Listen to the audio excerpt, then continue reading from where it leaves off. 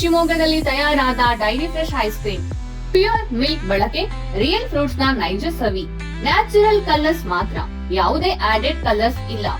15 ವರ್ಷಗಳ ನಂಬಿಕೆಯ ಸೇವೆ, ರುಚಿಯಲ್ಲಿ ಟೇಸ್ಟಿ, ಆರೋಗ್ಯದಲ್ಲಿ ಬೆಸ್ಟ್. ನಮ್ಮ ಊರಿನ ಹೆಮ್ಮೆ, ನಮ್ಮ ರುಚಿಯ ಆಯ್ಕೆ dairy fresh ice cream. ಸರ್ಫಾ quotes, ಸರ್ಫಾ quotes, ಸರ್ಫಾ quotes ರವರ ಸುದೀರ್ಘ ಬಾಳಿಕೆಯ ಸುಂದರವೂ ಆದ ಜಲಾಧಾರಿತ ಪರಿಸರ ಸ್ನೇಹಿ ಪೇಂಟ್ಗಳನ್ನೇ ಬಳಸಿ.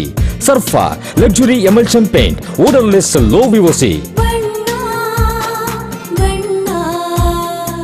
Good for health, good for earth. Surfa coats. 2 crore ಉದ್ಯೋಗ ಕೊಡ್ತೀವಿ, ಬಡವರ ಪರವಾಗಿ ಇರ್ತೀವಿ, ಚೌಕಿದಾರ್ ಅಂತ ಹೇಳಿಕೊಂಡಿದ್ದವರಿಗೆ ಕೊನೆಗೂ ಟೈಮ್ ಬಂದಿದೆ. ಮಹಾತ್ಮ ಗಾಂಧಿ ಅವರ ಹೆಸರನ್ನು ದೇಶದಿಂದ ಹೊರಕ್ಕೆ ಹಾಕುವ ಹುನ್ನಾರವನ್ನು ಕೇಂದ್ರ ಸರ್ಕಾರ ಮಾಡುತ್ತಿದೆ ಎಂದು ಶಿಕ್ಷಣ ಸಚಿವ ಮಧು ಬಂಗಾರಪ್ಪ ತೀವ್ರವಾಗಿ ಟೀಕಿಸಿದರು.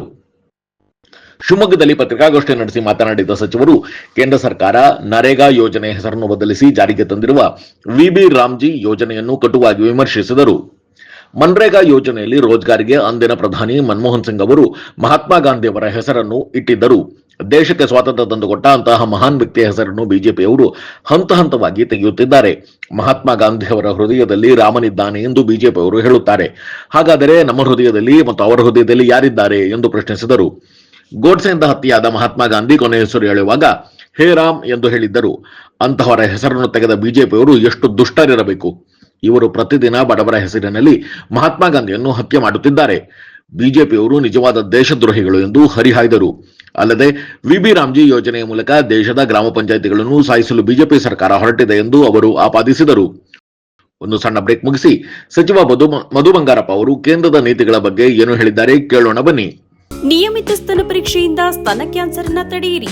ಆರಂಭಿಕ ಹಂತದಲ್ಲಿ ಪತ್ತೆ ಹಚ್ಚಿದ್ರೆ ಕ್ಯಾನ್ಸರ್ ಅನ್ನ ಗುಣಪಡಿಸುವ ಸಾಧ್ಯತೆ ಹೆಚ್ಚು. ಸ್ತನ ಕ್ಯಾನ್ಸರ್ನ ಆರಂಭಿಕ ಪತ್ತೆಗಾಗಿ ಸ್ಕ್ಯಾನ್ ಮಾಡಿಸಿಕೊಳ್ಳಿ.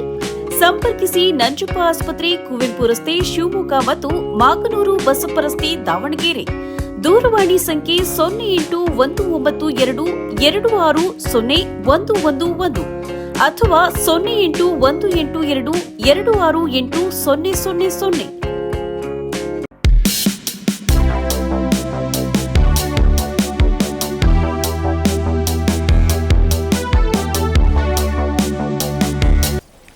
ಹೊಸ ವರ್ಷದಲ್ಲಿ ಹೊಸ ಕೊಡುಗೆ ಬರುತ್ತೆ ಅಂದ್ಕೊಂಡಿದ್ವಿ. ಆದರೆ ಇಡೀ ರಾಜ್ಯದ, ವಿಶೇಷವಾಗಿ ಯಾರಿಗೆ ಕೆಲಸ ಕಾರ್ಯಗಳಲ್ಲಿ ನಿಮಗೆ 2 ಕೋಟಿ ಉದ್ಯೋಗ ಕೊಡ್ತೀವಿ, ಏನು ಸಹಕಾರ ಮಾಡ್ತೀವಿ, ಬಡವರ ಪರವಾಗಿರ್ತೀವಿ, ಚೌಕಿದಾರ್ ಅಂತ ಹೇಳಿ ಕೊನೆಗೆ ಟೈಮ್ ಬಂದಿದೆ. ಮಹಾತ್ಮ ಗಾಂಧಿಯವ್ರ ಹೆಸರು ಹೇಳಿ ಮಹಾತ್ಮ ಗಾಂಧಿಯವ್ರನ್ನ ಈ ದೇಶದಿಂದ ಆಚೆ ಹಾಕ್ತಕ್ಕಂಥ ಒಂದು ಹುನ್ನಾರವನ್ನು, ಒಂದು ಕರಾಳ, ನನಗನ್ಸುತ್ತೆ ಅದು 1ನೇ ತಾರೀಕೆ ಬಂತ ಏನು ಗೊತ್ತಿಲ್ಲ ನನಗೆ, ಯಾವಾಗ ಶುರು ಮಾಡಿದ್ರು. ಒಂದು ಕಾರ್ಯಕ್ರಮವನ್ನು ಇವತ್ತು ಕೇಂದ್ರ ಸರ್ಕಾರದ ಹಾಕೊಂಡಿದ್ದಾರೆ. ನಾನು ಇವತ್ತು ನನ್ನ ಏನು ಪ್ರೆಸ್ ಮೀಟಲ್ಲಿ ನಾನು ಅದಕ್ಕೆ ಮಾತ್ರ, ಅಂದರೆ ಮನ್ರೇಗಾ ಮತ್ತು ಅದೇನೋ ರಾಮ್ಜಿನೋ ಏನೋ ಮಾಡ್ಕೊಂಡಿದ್ದಾರಲ್ಲ, ಇದಕ್ಕೆ ಮಾತ್ರ ನಾನು ಸೀಮಿತವಾಗಿಡೋಕ್ಕೆ ತಮ್ಮಲ್ಲಿ ಮನವಿಯನ್ನು ಮಾಡಲಿಕ್ಕೆ ಇಷ್ಟಪಡ್ತೀನಿ. ಮತ್ತು ಬೇಕಾದರೆ ಬೇರೆ ವಿಚಾರ ಬೇಕಾದ್ರೆ ನಾಳೆ ಇಲ್ಲ ನಾಡ್ದು ಯಾವಾಗಾದ್ರೂ ಸೇರಿಕೊಳ್ಳೋಣ. ಯಾಕೆಂದರೆ ಇದು ಬಹಳ ಮುಖ್ಯವಾಗಿರ್ತಕ್ಕಂಥ ಒಂದು ಅಂಶ. ಇವತ್ತು ಯಾರು ಈ ದೇಶವನ್ನು ನಾವು 2 ಕೋಟಿ ಜನರಿಗೆ ಉದ್ಯೋಗವನ್ನು ಕೊಡ್ತೀವಿ, ವರ್ಷ ಸ್ವಿಸ್ ಬ್ಯಾಂಕಿಂದ ದುಡ್ಡು ತರ್ತೀವಿ, ಎಲ್ಲರಿಗೂ ಕೂಡ ಕೆಲಸ ಕಾರ್ಯಗಳನ್ನು ಕೊಡ್ತೀವಿ ಅಂತ ಹೇಳಿ ವಿಶ್ವಾಸದಿಂದ ಇವತ್ತು ಮತವನ್ನು ಹಾಕಿಸ್ಕೊಂಡು 3ನೇ ಟರ್ಮು ಮಹಾತ್ಮ ಗಾಂಧಿಯವರ ಹೆಸರಲ್ಲಿ, ಅಂಬೇಡ್ಕರ್ ಅವರ ಹೆಸರಲ್ಲಿ ಒಂದು ಕಡೆಗೆ ಟ್ರೈ ಮಾಡಿದರು. ನಾವು ಬಂದಿರೋದೇ ಸಂವಿಧಾನ ಬದಲಾವಣೆ ಮಾಡೋಕ್ಕೆ ಅಂತ ಹೇಳಿ. ಅದಾಗಲಿಲ್ಲ ಅವ್ರಿಗೆ. ಯಾಕೆಂದರೆ ಈ ದೇಶದಲ್ಲಿ ಸಂವಿಧಾನ ಬದಲಾವಣೆ ಮಾಡೋದಕ್ಕೆ ಅಧಿಕಾರ ಏನಾದ್ರು ಇದ್ದರೆ, ಯಾರು ಸಂವಿಧಾನವನ್ನು ಸಾಮಾನ್ಯ ಜನರಿಗೆ ಕೊಟ್ಟಿದ್ದಾರೆ ಅವ್ರು ತೀರ್ಮಾನ ಮಾಡಬೇಕಾಗುತ್ತೆ. ಇಂಡಿವಿಜುವಲ್ ಆಗಿ ಯಾರು ಪ್ರೈಮ್ ಮಿನಿಸ್ಟರ್ ಆಗಲಿ ಯಾವುದೋ ಪಕ್ಷದವ್ರು ತೀರ್ಮಾನ ಮಾಡೋಕ್ಕಾಗಲ್ಲ. ನಮ್ಮ ದೇಶದೊಳಗೆ ನಾವು ಎಷ್ಟೊಂದು ಕಾರ್ಯಕ್ರಮಗಳನ್ನು ಕೆಲವರು ಭಾಳ ಮಹನೀಯರು, ಭಾಳ ಸಾಧನೆ ಮಾಡಿರ್ತಕ್ಕಂಥವ್ರದ್ದು ಅವ್ರ ಹೆಸರು ಮೇಲೆ ನಡೆಸ್ಕೊಂಡು ಹೋಗ್ತೀವಿ. ಮಹಾತ್ಮ ಗಾಂಧಿಯವರು ಒಂದು ಕನಸಿತ್ತು, ಕೆಲಸವನ್ನು ಕೊಡಬೇಕು, ದುಡಿಯೋಂಥ ಕೈಗೆ ಕೆಲಸ ಕೊಡಬೇಕು ಅಂತೇಳಿ ಅವ್ರ ಕನಸಿತ್ತು. ಅದಕ್ಕೆ ಈ ರೋಜ್ಗಾರ್ ಅಂಥೇಳಿ ಮನ್ರೇಗಾ ಅಲ್ಲಿ ಏನು ಸ್ಟಾರ್ಟ್ ಮಾಡಿದರು ಮನಮೋಹನ್ ಸಿಂಗ್ ಅವರು, ಆ ಸಂದರ್ಭದಲ್ಲಿ ಮಹಾತ್ಮ ಗಾಂಧಿಯವರೇ ಹೆಸರಿಟ್ಟಿದ್ದು ರೀಸನ್ ಅದಕ್ಕೆ. ಯಾಕೆಂದರೆ ಮಹಾತ್ಮ ಗಾಂಧಿಯವರು ಹೆಸರಿಟ್ಟರೆ ಅದಕ್ಕೆ ಭಾಳ ಅರ್ಥ ಬರುತ್ತೆ ಅಂತ ಹೇಳಿ ಇಂಥ ಕಾರ್ಯಕ್ರಮಗಳನ್ನು ತಗೊಂಡು ಈ ದೇಶಕ್ಕೆ ಸ್ವತಂತ್ರವನ್ನು ಕೊಟ್ಟು ಹಂತ ಹಂತವಾಗಿ ಮಹಾತ್ಮ ಗಾಂಧಿಯವ್ರ ಹೆಸರು ಎಲ್ಲೆಲ್ಲಿದೆ ಅದನ್ನೆಲ್ಲ ತೆಗಿತಕ್ಕಂಥ ಹುನ್ನಾರವನ್ನು ಇವತ್ತು BJP ಅವರು ಮಾಡ್ತಾರಲ್ಲ. ಆಮೇಲೆ ಭಾಷಣ ಮಾಡ್ತಾರೆ ಏನಂತ ಹೇಳಿದರೆ, ಇಲ್ಲ ನಾವೆಲ್ಲ ಮಿಸ್ಗೈಡ್ ಮಾಡ್ತೀವಿ. ಏನು ಮಿಸ್ಗೈಡ್ ಮಾಡ್ತೀವಿ? ನಾನು ಅದಕ್ಕೆ ಫುಲ್ ಇದನ್ನು ವಾಟ್ಸಪ್ಪಲ್ಲೇ ನಿಮಗೆ ಕಳಿಸ್ಕೊಡ್ತೀನಿ ದಯವಿಟ್ಟು. ಯಾಕೆಂದರೆ ನಾನು ಸಿಕ್ಕಾಪಟ್ಟೆ ಎಳೆದು ಭಾಷಣ ಮಾಡ್ತಕ್ಕಂಥ ಪ್ರಶ್ನೆ ಇಲ್ಲ. ಕಂಪ್ಲೀಟ್ಲಿ ಇದರೊಳಗೆ A to Z ಯಾವ ರೀತಿ ಇದೆ, ಏನು ಹೆಂಗೆ ಅವರು ಹುನ್ನಾರದಲ್ಲಿ ಅದನ್ನ ಕ್ಲೋಸ್ ಮಾಡ್ತಾರೆ ಅಂತೇಳಿ. ನಾನು ನೋಡಿದೆ ಕೆಲವರು ಮಾಧ್ಯಮದಲ್ಲಿ ಏನೋ ರಾಮನ್ ಭಕ್ತರಂತೆ, ಮಹಾತ್ಮ ಗಾಂಧಿಯವರು ಹೃದಯದಲ್ಲಿ ರಾಮ ಇದ್ದಂತೆ. ನಮ್ಮ ಹೃದಯದಲ್ಲಿ ಯಾರಿದ್ದಾರೆ? ಹಾಗಾದ್ರೆ ಇವ್ರ ಹೃದಯದಲ್ಲಿ ಯಾರಿದ್ದಾರೆ? ಮಹಾತ್ಮ ಗಾಂಧಿಯವರು ಕೊನೆ ಉಸಿರು ಅವ್ರು ಏನು ಗೋಡ್ಸೆ ಹೊಡೆದ, ಅವ್ರು ಹೇಳಿದ್ದೇನು? ಆ ಹೇ ರಾಮ್ ಅಂತ ಹೇಳೋರನ್ನ ಹೆಸರನ್ನೇ ಇವ್ರು ತೆಗೆದ್ರಲ್ಲ, ಇವ್ರು ಎಂಥ ದುಷ್ಟ ಇರ್ಬೋದು ಹೇಳ್ರಿ ನೋಡೋಣ.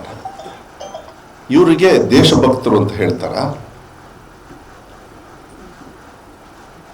ಮಹಾತ್ಮ ಗಾಂಧಿಯವರು ಎಷ್ಟು ಹೋರಾಟ ಮಾಡಿ ನಮಗೆಲ್ಲರಿಗೂ ಕೂಡ. ಯಾಕೆಂದರೆ ಯಾಕೆ ಹೊಟ್ಟೆ ಉರಿ ಅಂತ ಹೇಳಿದರೆ, ನೋಡಿ ಎಂಥ ಒಬ್ಬ ವ್ಯಕ್ತಿಯನ್ನು ಇಡೀ ವಿಶ್ವದಲ್ಲಿ ಎಲ್ಲ ಕಡೆನೂ ಕೂಡ ಅವ್ರನ್ನ ಉದಾಹರಣೆಯಾಗಿ ತಗೊಂಡು ಆ ದೇಶವನ್ನು ನಡೆಸ್ತಕ್ಕಂಥ ಉದಾಹರಣೆಯನ್ನು ತಗೊಂಡು ಹೋಗ್ತಾರೆ. ಎಲ್ಲಿ ಸೃಷ್ಟಿಯಾಯಿತು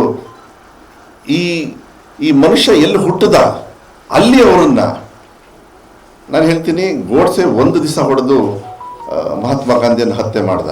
ನನಗನ್ಸುತ್ತೆ BJP ಅವರು ದಿನಾ ಮಹಾತ್ಮ ಗಾಂಧಿಯವರನ್ನ ಹತ್ಯೆ ಮಾಡ್ತಾ ಇದ್ದಾರೆ ಬಡವರ ಹೆಸರಲ್ಲಿ ಅಂತ ಹೇಳಿದರೆ ತಪ್ಪಾಗಲಾರ್ದು. ದೇಶದ್ರೋಹಿಗಳು ಯಾರು ಅಂತ ಹೇಳಿದರೆ ನಿಜವಾಗ್ಲೂ BJP ಅವರು.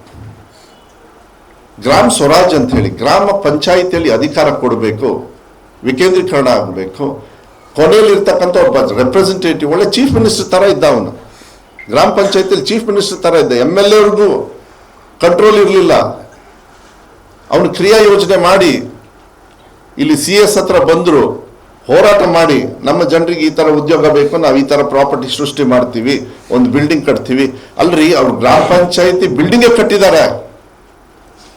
ಮುಂದೆ ಏನು ಕಥೆ ಆಗುತ್ತೆ? ಇವರೆಲ್ಲ ಒಂದು ಚೀಫ್ ಮಿನಿಸ್ಟರ್ ಇದ್ದ, ಒಂದು ಗ್ರಾಮ ಪಂಚಾಯತಿಗೆ ಒಬ್ಬ ಸದಸ್ಯ ಅಂದರೆ ಒಬ್ಬ ಮಿನಿಸ್ಟರ್ ಇದ್ದಂಗೆ, ಅವನು MLA ಇದ್ದಂಗೆ. ಅಲ್ಲೊಬ್ಬ ಅಧ್ಯಕ್ಷ ಇರ್ತಾನೆ, ಅವನೊಬ್ಬ ಚೀಫ್ ಮಿನಿಸ್ಟರ್ ಇದ್ದಂಗೆ. ರಾಜ್ಯದಲ್ಲಿ ಹೆಂಗೆ ಸಿದ್ದರಾಮಯ್ಯ ಸಾಹೇಬ್ರಿದ್ದಾರೆ, ಒಂದು ಗ್ರಾಮ ಪಂಚಾಯತಿಗೆ ಒಬ್ಬ ಮುಖ್ಯಮಂತ್ರಿ ಅವನು. ನಮಗೆ ಆಗದೇ ಇರತಕ್ಕಂಥ ಅಷ್ಟೊಂದು ಹಣ ಅವನ ಕೈಗೆ ಬರೋದು ಈಗ ಇಲ್ಲೇ ಇಲ್ಲ. ಹಂಗಾದ್ರೆ ಗ್ರಾಮ ಪಂಚಾಯತಿ ಸತ್ತೇ ಹೋಗ್ಬಿಡುತ್ತೆ. ಗ್ರಾಮ ಪಂಚಾಯತಿಗಳನ್ನ ಸಂಪೂರ್ಣವಾಗಿ ಸಾಯಿಸಬೇಕು ಅನ್ನೋದು ಒಂದು ನಿಟ್ಟಿನ ಮೇಲೆನೆ ಇವ್ರು ಮಾಡ್ತಾ ಇರೋದು. ಎಲ್ಲೆಲ್ಲಿ ಬಡವರಿಗೆ ಅವರು ಶಕ್ತಿವಂತರಾಗ್ತಾರೆ ಅದನ್ನೆಲ್ಲದೂ ಕೂಡ ಕಟ್ ಮಾಡಿ ಮಾಡಿ ಮಾಡಿ ಮಾಡಿ ತಗೊಂಡು ಬಂದು ಒಂದು ಹಂತಕ್ಕೆ ತರ್ತಕ್ಕಂಥದ್ದು ಇದ್ದಾರೆ ಅವರು. ಆದರೆ ಇದು ಬಹಳ ದುರಂತದ ಕರಾಳದ ಒಂದು ಜನರಿಗೆ ವಿಶ್ವಾಸವನ್ನು ಕೊಡ್ತಕ್ಕಂಥ ಏನು ಇದು ಮನ್ರೇಗಾನ ತೆಗಿತಕ್ಕಂಥ ಒಂದು ಹುನ್ನಾರ ಏನು ಮಾಡಿದ್ದಾರೆ. ಆಮೇಲೆ ಎಲ್ಲದರಲ್ಲೂ ಕೂಡ ಒಂದು ಜಾತಿ ಧರ್ಮ ಹಿಂದುತ್ವ ಇದು ತಗೊಂಡು ಹೋಗೋದಿದೆಯಲ್ಲ, ನಮ್ಮಂಥ ದೇಶಕ್ಕೆ ಅದು ಒಳ್ಳೇದಾಗೋದಿಲ್ಲ. ಒಂದು ದಿವಸ ರಿವರ್ಸ್ ಹೊಡೆಯುತ್ತದು ಆದಷ್ಟು ಬೇಗ. ಬಟ್ ಜನರಿಗೆ ಕಷ್ಟದಲ್ಲಿ ಆಗಬಾರ್ದು. ಯಾವಾಗಲೂ ಕೂಡ ಏನೇ ಹೋರಾಟ ಇದ್ರೂ ಕೂಡ ನಮ್ಮ ಹತ್ರ ಅಧಿಕಾರ ಇದ್ದಾಗ ನಮ್ಮ ದೇಶ ಸ್ವತಂತ್ರವಾಗಿ ನಾವು ಇರಬೇಕಾದ್ರೆ ಇದನ್ನು ನಾವು ಕಷ್ಟದ ರೀತಿಯಲ್ಲಿ ಮತ್ತೆ ನಮ್ಮ ಜನರನ್ನ ತಳ್ತಕ್ಕಂಥದ್ದಕ್ಕೆ ನಾವೆಲ್ಲರೂ ಸೇರಿ ಹೋರಾಟ ಮಾಡಬೇಕಾಗ್ತದೆ. ಅದನ್ನು ನಮ್ಮ ಪಕ್ಷ ಯಾವತ್ತೂ ಕೂಡ ಹೋರಾಟ ಮಾಡ್ತದೆ.